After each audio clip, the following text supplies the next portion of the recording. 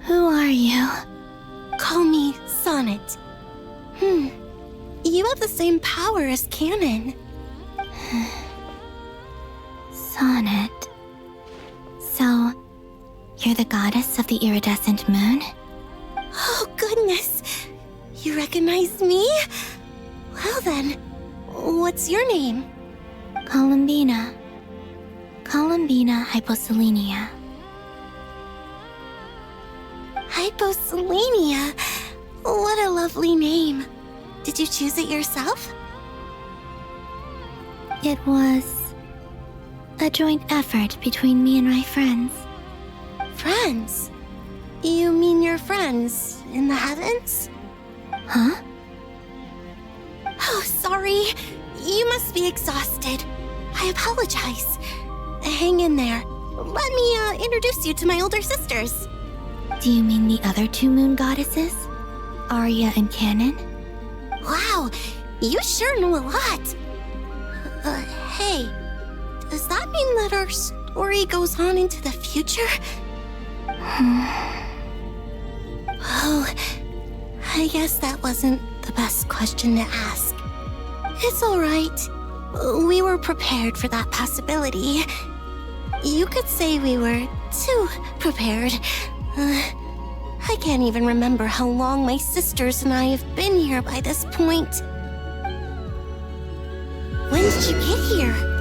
How long has it been? I can't say for sure, but it feels like it's been forever. I see. Are you feeling all right? You look a little unwell. I can hold out a while longer.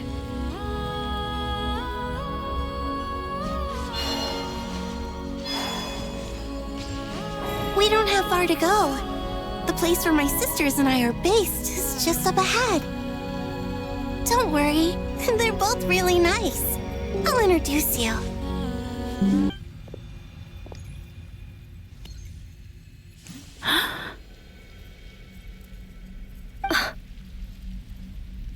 It's our lovely little sister, born in the far future.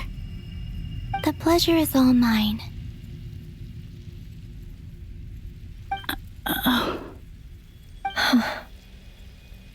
Allow me to introduce you to Columbina hyposelenia.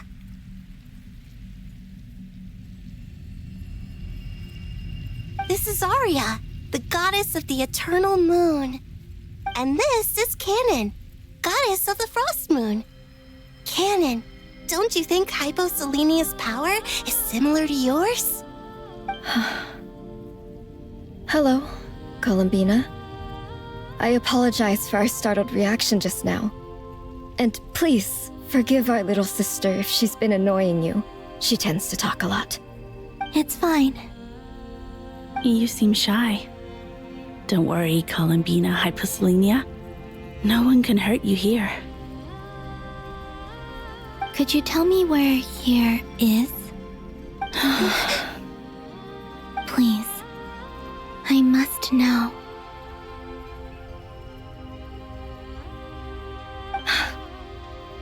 My dear sister, this is where Tevat's original ruler, the Dragon King Nibelung, imprisoned the moon goddesses. What? You're scaring her, Canon. No, I'm fine. Please, continue.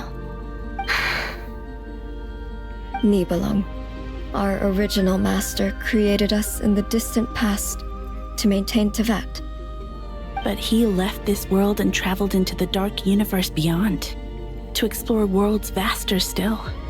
Day and night, we fulfilled our duty in the heavens, until the day that the first Descender arrived. The great ruler of the firmament. The heavenly principles. Is that what later generations call them? I see. But we did not reject them at first, nor did they seem to harbor ill intent towards this world. We coexisted in peace. They were like a guest in our home. Slowly, however, we came to realize that our guest had a growing desire to to change and dominate the world. And you didn't stop it? No. There was an order to the rules they set up that Nibelung never taught us. We wanted to know if this order would bode good or ill for Tivat.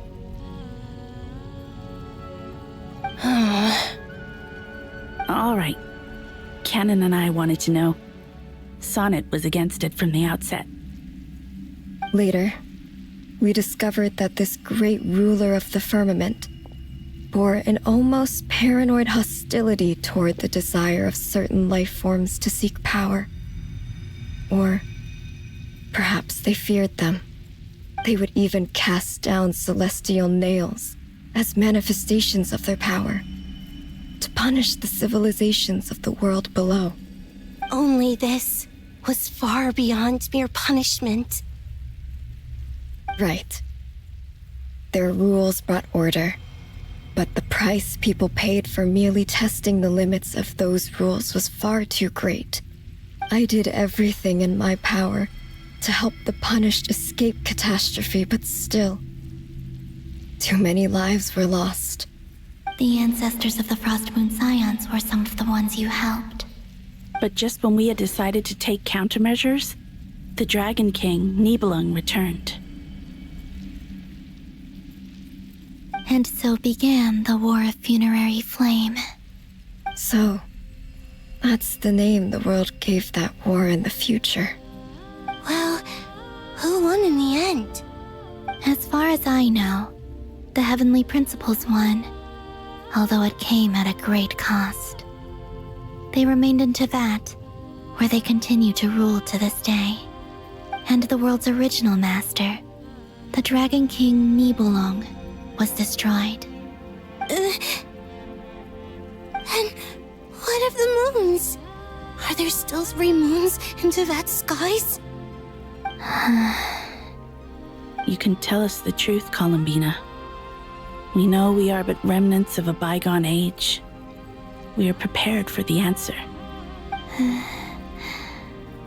Only the Frost Moon remains, but it has been cast beyond the false firmament by the Heavenly Principles. The eternal and iridescent moons were both shattered during the war. So death finally came for us in the end. Sonnet. But you're still here, aren't you? A moon goddess cannot live without her moon, Columbina. She's right.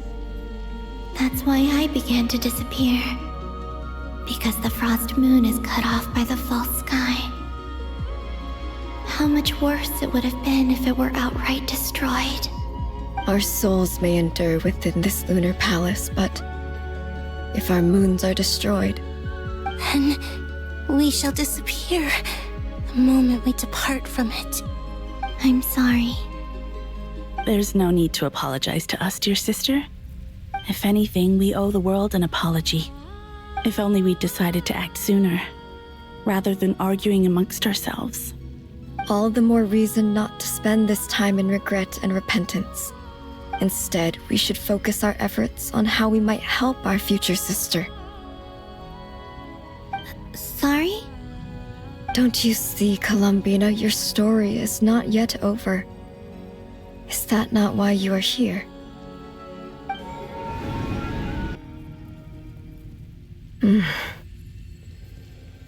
It's hard to believe that's what will happen in the distant future. Our authority is linked to the most fundamental rules of Tivat. I suppose it's no wonder that many would covet that power. I didn't realize that when you said friends, you meant people who live down in Tivat. That's so lovely. I always wanted to go down there and have some fun. Have you ever tried leaving this prison? Of course. Between us, we've tried everything.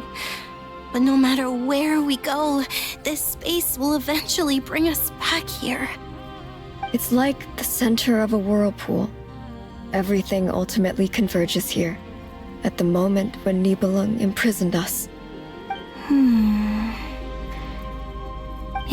case, have you tried using any of those pathways that connect this space to the real world? Sorry? What are those? They're passages through which you can make small-scale changes to reality by using Kuvaki. Or am I the only one who can use those passages?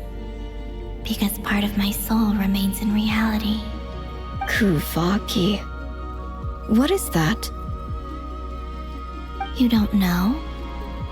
It's a unique kind of elemental energy found only in Nodcry, the land from which the moons arose.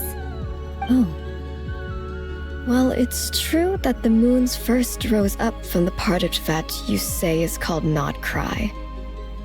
But there is no difference in the elemental energy between there and anywhere else. What? Could you show us some of this Kuvaki hyposelenia? Maybe if we see it, it'll make more sense. Okay.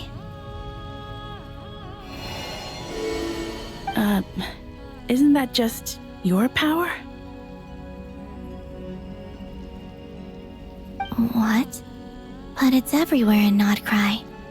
In the air, in the land. Even the creatures who live there have adapted to its influence. How curious. This Kuvaki certainly did not exist anywhere in the world before we were imprisoned. Let alone influence living creatures. So, how exactly does it affect them anyway? Can they float in the air like us? This is so strange. Why would their reality differ so much from mine? Columbina, you're looking for more than just a way out of here, aren't you? Yes. If I am to help my friends, I will need tri-lunar authority on par with that of our foe. You mean... you'll need our power? This sounds extremely risky. The three moons' powers are not mutually compatible. Concentrating them into one goddess will be a very painful process. And if anything goes wrong, it could tear you to pieces. I know. But I'm willing to take that risk. Even so, let's say we successfully transfer our authority to you. How will you take it outside this prison? Niblin constructed this realm specifically to prevent us from using our powers to interfere in his war. No moon goddess can leave this place alive. What if I don't leave alive?